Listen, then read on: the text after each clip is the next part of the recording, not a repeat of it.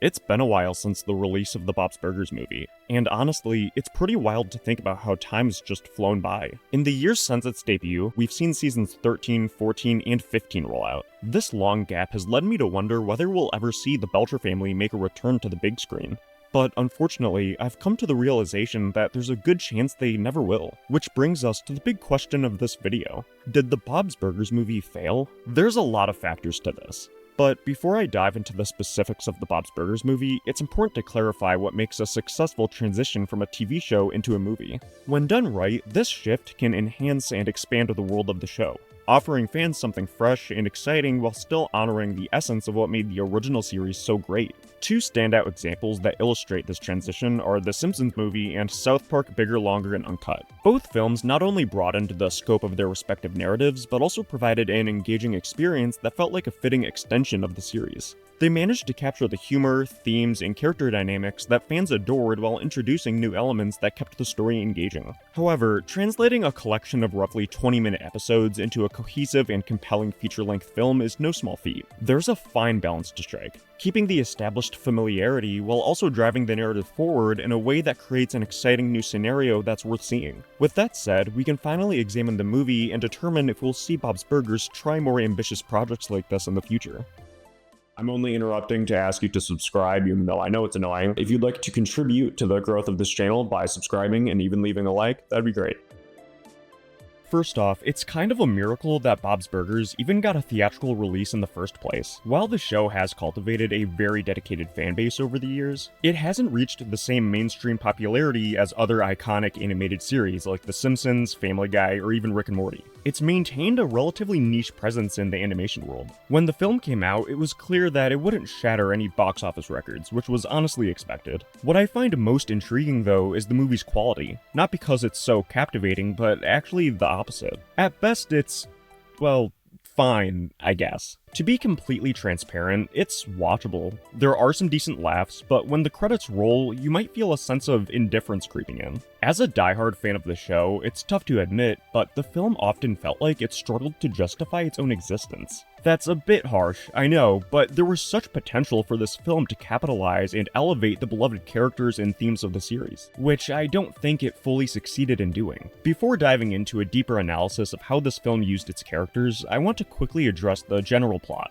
Just a heads up though, I will occasionally be talking about some spoilers, so if you want to go into the movie blind, I recommend you go watch it and come back. Anyway, the main issue I had with the story is that it felt unoriginal and, dare I say, a bit stale. The film had the perfect opportunity to flesh out the town that the Belchers live in, introduce fresh characters, or even give some fan-favorite characters a bit more attention. Yet, they played it surprisingly safe. Many episodes of the show have embraced a more daring and experimental spirit than this movie did, which feels like a missed opportunity. The surprisingly bland and generic story of the Belchers trying to save the restaurant, which basically consists of the characters walking around the whole time, doesn't really feel like something that was worth the time, money, or effort to make. Take the final act, for instance. It feels recycled from the episode World War II: The Wharfening, where a member of the Fischoeder family threatens the life of both their relative and the Belchers in an attempt to inherit wealth, coincidentally also taking place under the wharf. They essentially just had the exact same third act in the movie but switched around a couple of the characters. As I reflect on the plot overall, it might seem like there isn't much to say, and that's because there kind of isn't.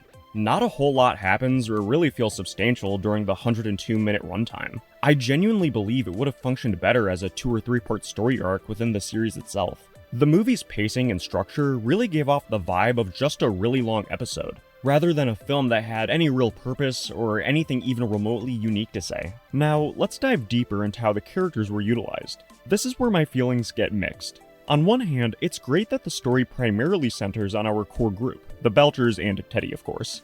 But, in my opinion, there's an undeniable sense that the supporting characters could have been better integrated. Specifically, Grover Fischoeder as the main villain was kind of a letdown. It doesn't matter if you're familiar with the show or not, he's just not that interesting or recognizable.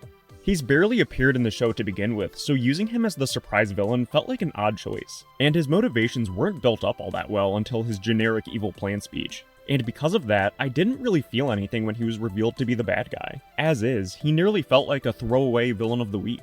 A lot of my criticisms could also be given to Calvin and Felix Fischoeder. Their purpose is mostly dedicated to being kidnapped at the end, needing the other characters to save them. For such a unique and important character in the show, Calvin in particular was criminally underutilized. Instead, the film could have capitalized on the town's diverse cast, bringing in new and familiar faces just to shake up the plot a little bit. To really emphasize how much the show has grown over the years and how many people we've met, it could have been more compelling to have no traditional villain at all. I would have appreciated a movie steeped in the comedy we love from the show along with character-driven conflict, allowing for a much deeper exploration of their dynamics while traversing a scenario they've never encountered before. This would have added emotional weight to the narrative and enriched our understanding of each character's role within the family, that could possibly carry over into the main show at some point. I know Bob's Burgers is very much a sitcom, things usually reset each episode, for the most part, but characters learning lessons and at least demonstrating a little bit of growth has always been a big part of the show and something I wish there was more of in the movie. Above all else, my biggest gripe with this movie is how they handled the emotional core of this film, that being Louise. While most of the focus is put on her as she mainly struggles with her self-confidence and whether or not she should still wear her bunny ears, while simultaneously being the driving force behind progressing the plot, Bob is weirdly sidelined. It's kind of strange that the namesake of the show and de facto main character doesn't have a lot to do, and really lacks any sort of interesting internal conflict beyond his usual anxious personality. Even his most important moment is still in the pursuit of exploring Louise's problem. I do have to say though, it is, in a way, worth it for that really nice flashback of Bob's mom, in which Louise realizes that her bunny ears make her closer to her grandma. As much as I wish this film had more moments like that, I also would have liked if they took more pride in Bob, gave him more to learn, showed why he's such a great dad, anything. But unfortunately, they treat him like any other character, that being relatively unimportant. Now, it's time to answer the big question of this video.